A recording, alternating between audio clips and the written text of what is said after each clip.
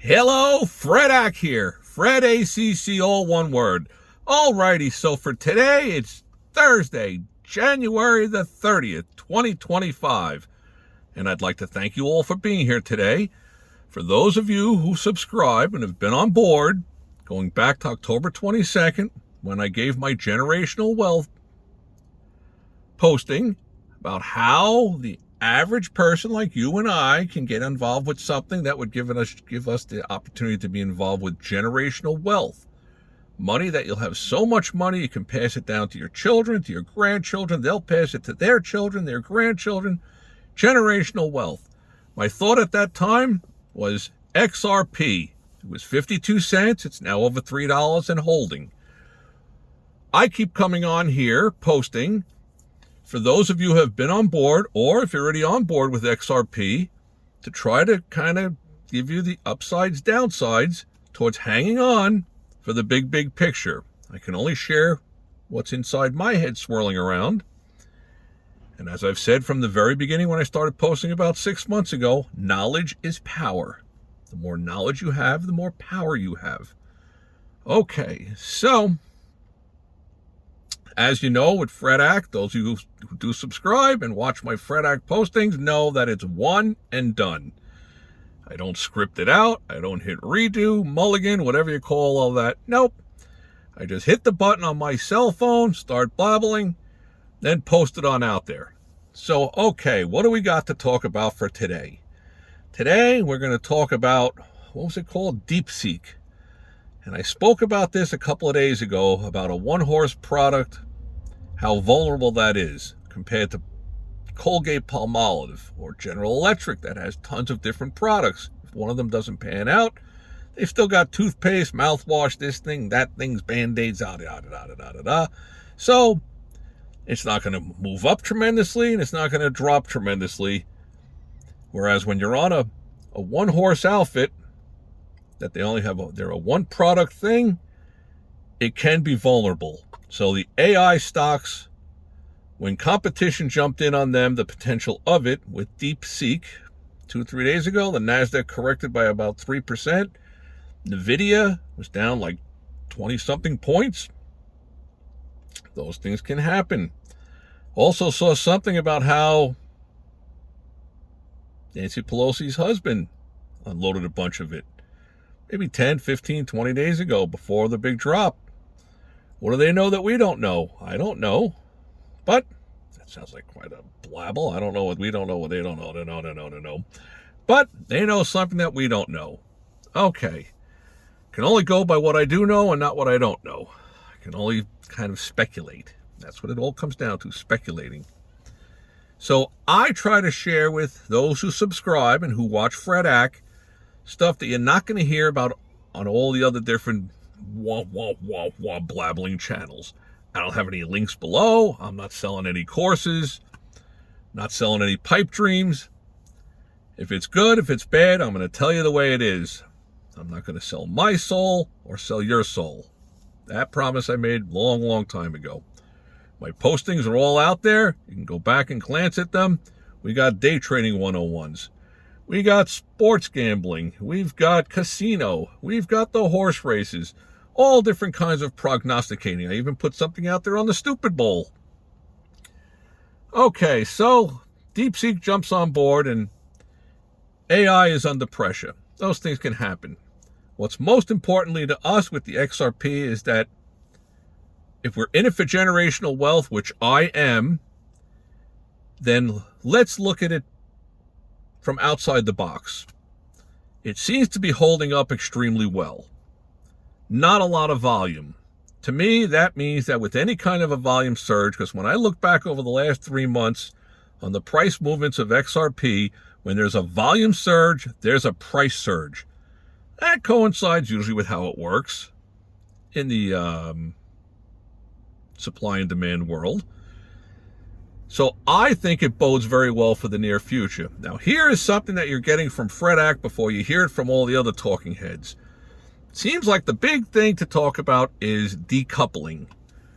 When will XRP decouple away from Bitcoin? So In the day trading world, what I do understand is that high tide tends to lift all the boats when the tide comes in. When the tide goes out, low tide lowers all the boats. Makes sense. Individuals, companies, stock on the stock exchange, if there's negative news or positive news, it could rise more than the high tide or not go down very much with low tide. Understandable. But without that on the outside, high tide raises the boats, low tide lowers the boats. So the big talk is the decoupling of XRP towards Bitcoin. Bitcoin is the big one. Alrighty, Bitcoin is the big one. But let's remember, 35 years ago, there was this company called America Online, AOL. Everybody was in on AOL. They were charging like $29.95 a month. Maybe it was $34.95 a month. They had all these fancy different gizmos and stuff. They had the chat room and stuff. You'd go on there, you're chatting with guys, with girls. Who knows who the hell you're chatting with. But it was a very popular thing with the young set. And the young set, understandably, because in 1995, people that were 50, 60, 70 years old, they're not interested in chatting with other people or whatever. So it's kind of catered to the youth.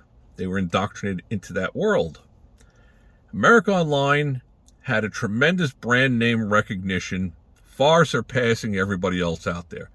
Similar to when you go in the store,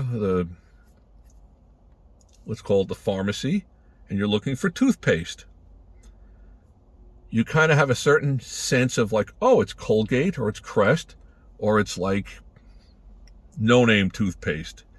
You'd rather spend a little bit more money and get the Colgate or the Crest because you knew what you were getting with brand name recognition. It's kind of how it was with AOL. They had a huge advantage over all the other competition. It was their world to blow it, to ruin it, which they did.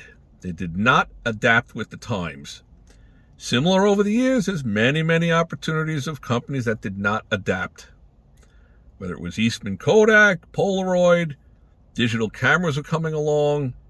Yeah, you had that really cool little Polaroid thing. You'd take the picture and it would come out and you'd sit there and you could watch it develop.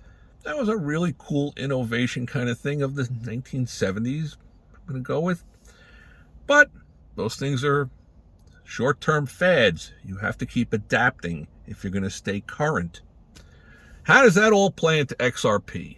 Okay, so XRP, I think, yes, in the crypto world, they are, let's be fair and square, it's a one-horse product. They are a novelty, new world currency.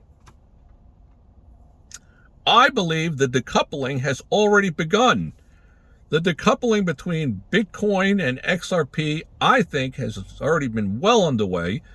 I look at my October 22nd generational wealth that I had posted on here. I had said, gave some of the reasons why, and go back and watch it. 52 cents, now over $3. That's a pretty nice gain in less than 4 months. If you can get that kind of gain in the next 4 months, you're looking at $15, $18, $20 on this thing. I personally think there's a lot of upside to potential to it. I also have posted on here, how do you continue to hold some of it, even if it goes to $81, $181, $681, $2,881, by just scaling out of little bits at a time, 10%, 10%, 10%. If you're always selling 10% of what you have, you've always got something left. A posting that's definitely worth watching from Fredak. Okay, hope you subscribe. Hope you're enjoying what you're hearing. Any comments you might have, I definitely enjoy them. Leave them down below. I believe the decoupling has begun.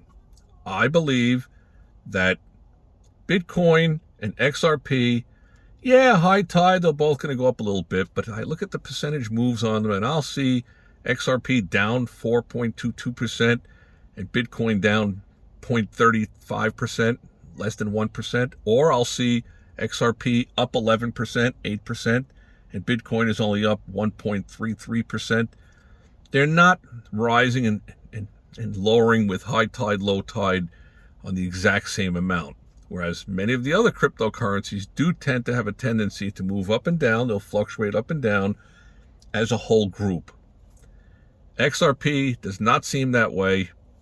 And holding at $3.12 right now, it's probably about 5:15 East Coast time, 5:15 p.m.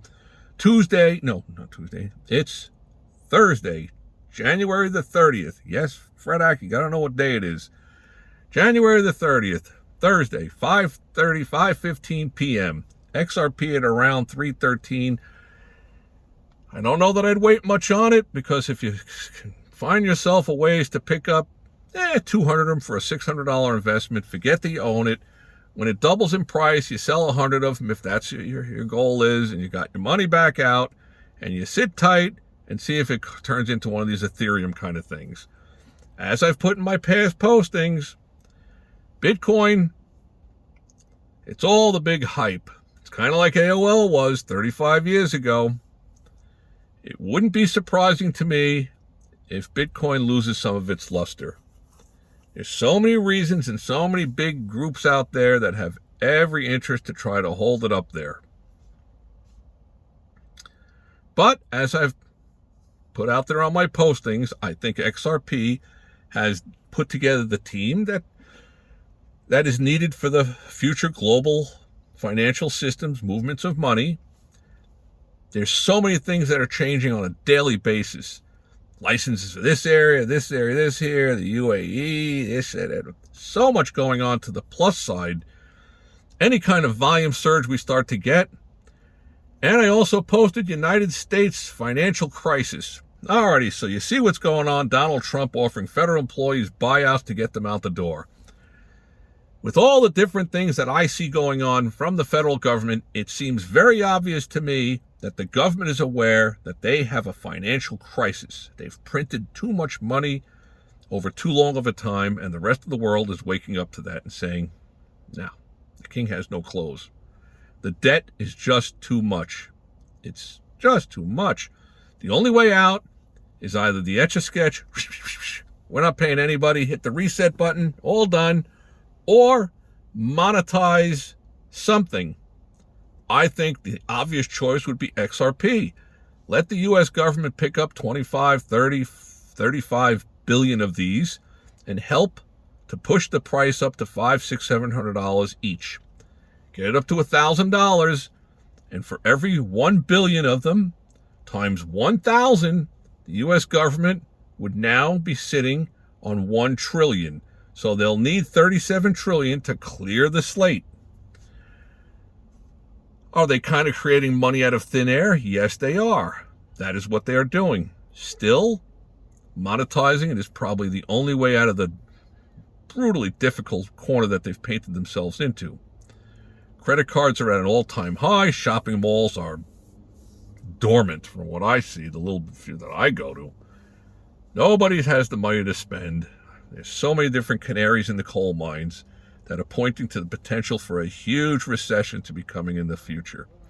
So, January 30th, a Thursday, 2025, you watch the Fredak postings. I did make a posting on one of the local shopping malls. I think it was on Black Friday back in November. Absolutely nobody there. Nobody there spending any money. Nothing going on. So, the important takeaway from this is that if you're in XRP, hang in there with it. If you're looking to get in on some, could be a good time to buy it. Of course, it's not financial advice, just the ideas that are swirling around in my head. As always, please subscribe, hit the likes, don't likes, whatever you want to do.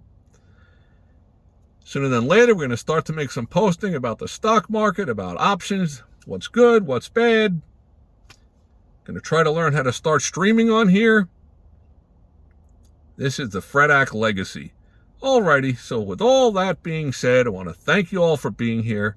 May all your days be winning ones.